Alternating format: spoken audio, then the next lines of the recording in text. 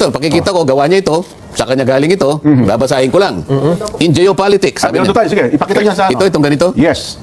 Ayan, yan. Sige. Geopolitics. Okay. The most common sources of information are technical intelligence and homegrown traitors who are willing to sell their country in exchange for what's in it for them. In intelligence operations, it is called recruitment in place. Unang-una, bakit dinefine niya yung geopolitics ng ganito? In geopolitics, sabi niya po. Geopolitics daw ito na ang most common sources of information are technical intelligence and homegrown traitors who are willing to sell their country in exchange for what is in it for them. Paano napunta doon sa pag-uusap na meron pala siyang pinaghihinalaang mga homegrown traitors na gusto lang ibenta yung sarili nila? Meron naman siyang tinutukoy dito eh. Kasi ibenta ang bansa. Samantalang ako, tinatanong ko lang paano natin iguguhit ang West Philippine Sea.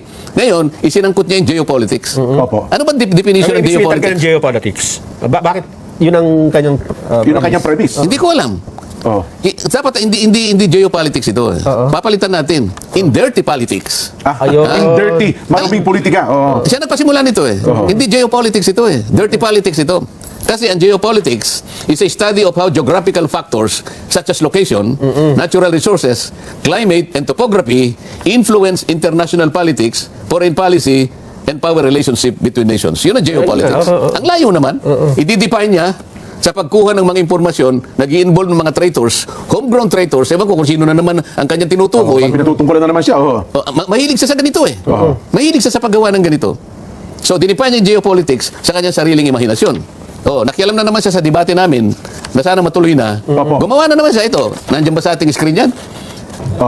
Ang dami niyang pinakikialaman na hindi naman siya kasangkot. Ayan. Alam mo sinasabi niya rito? Lacson. Debate on Calayan Islands may affect Pag-asa Islands residents. Ano na naman? Maapektuhan daw yung mga residente ng Pag-asa. Talagang ginugulo niya, tinatakot niya. The debate proposed by Senator Rodante Marcoleta on whether the Kalayaan Island Group belongs to the Philippines, wala naman akong sinasabi tungkol dito kung kasama. Sila nga ang naglagay sa mapa, hiniwalay nila eh. May not only be agonizing and pointless, but could potentially affect the basic right of abode of the Filipinos already living there. Lacson thus appealed to retired Supreme Court Justice Antonio Carpio, University of the Philippines Professor, Attorney Batong Bakal, to spare Filipinos from such debate. Parang nagmamalasakit siya na. May bahid ng pagmamalasakit ha. Ang daming pagsasawsaw na hindi ko maintindihan. Anong balak mo ba rito? Kaya nga tanong ko sa inyo kanina, yung dalawang tanong sa isang kadete sa paggabay at sa pamagitan ng dalawang pagtatanong. Do I intend to deceive? Do I intend to gain undue advantage? Dapat palang isasagot mo rito ay hindi. Para ikaw ay ituring na honorable. Masasagot niya ba ng no itong ginagawa niyang ito? PMA ito Philippine Military Academy. Dalawang tanong ang gagabay sa isang kadete. Bakit niya, ito tinatanong ko sa kanya, ba't niya ginagawa ito? Ito pa sa Twitter, X. An earnest appeal to Justice Antonio Carpio, Attorney J. Batong Bakal. Let's spare our country, especially our kababayans from Barangay Pag-asa, KIG, Palawan, from the agony of another pointless debate that might put into question their basic right of abode. Paano ayaw ba niya na malaman nila na puro mali ang kanilang pinagsasabi? Ito yung kaniyang gustong pagtakpan eh.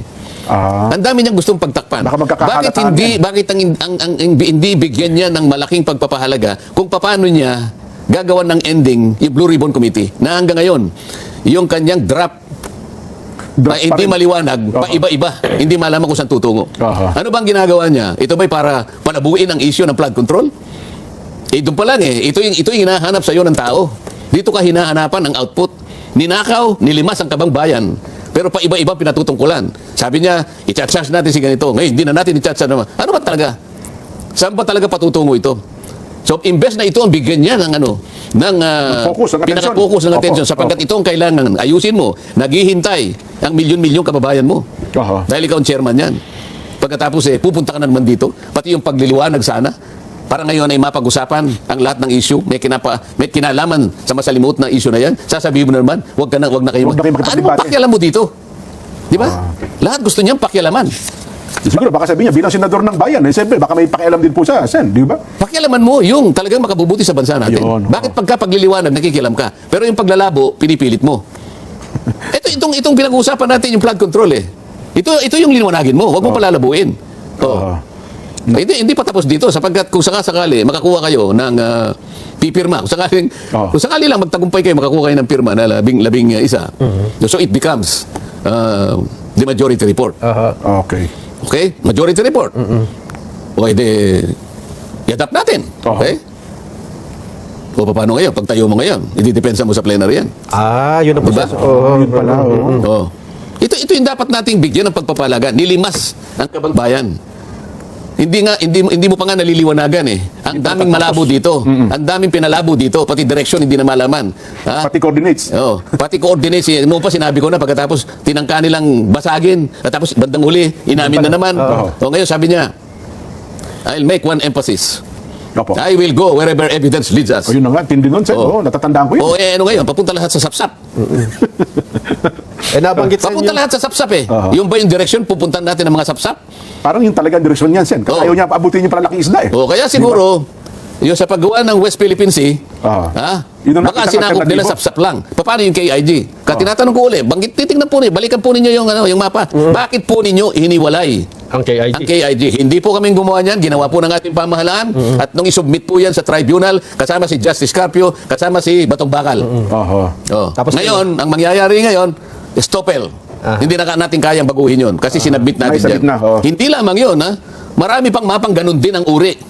Hindi lamang yun pinakita. Isa lamang yun sa pinakita ko. Pagkatapos sasabihin nyo, merong isang traidor. Tapos kayo ang sasabihin, Oo. hindi nagsasalitang hindi teritoryo ng Pilipinas ang KIG. Pagkatapos sa akin yung sasabing, Parang ipinibigay niyo raw ang KIG. pagkatapos hahamunin pa ako sa sinabi kong, whether or not the KIG is part, kayo nga ang nauna eh, iniwalay nga ninyo eh. Oho. Pero ano pa ang original version? Alam mo, Sen? kaya hindi ko muna nilabasan. Ayaw kung kahit papano, siyempre yung gobyerno nagkamali siguro, bakit ganun? Oo nga Pero po. napilitan na rin ako eh. Paano, sa akin ipinupukol ang pagkakamali na sila ang gumawa. Pagkatapos pagtatakpan nila yung kanilang pagkakamali. Huwag ka mag-alala, Justice Carpio.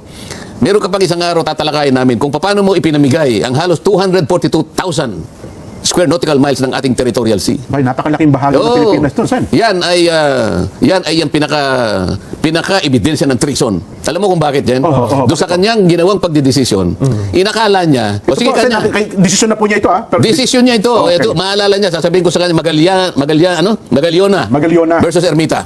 Okay. Oo.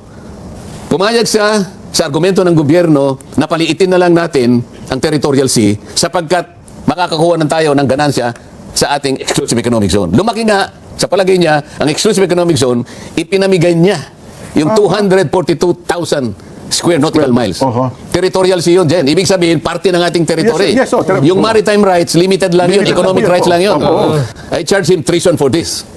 Kailangan malaman mo na, Justice Carpio, kung nakikinig ka. territorial rights po yun. Kasi sa ibang bansa, pag pumasok Ayun po na, ng ibang kaya bansa, ayaw di nilang ba? makipagdebate kasi sasabihin ko lahat ito eh. Hindi na lang makikipagdebate yan, Sen. Hindi, makikipagdebate yan, pilitin nyo. Hindi, sinabi na may Oh, premise. etin mo, dahil nga sa sinabi ni Ping Lacson Yan. na sinabi niya na geopolitics, ang pagkuha ng impormasyon sa mga traidor, bla bla bla.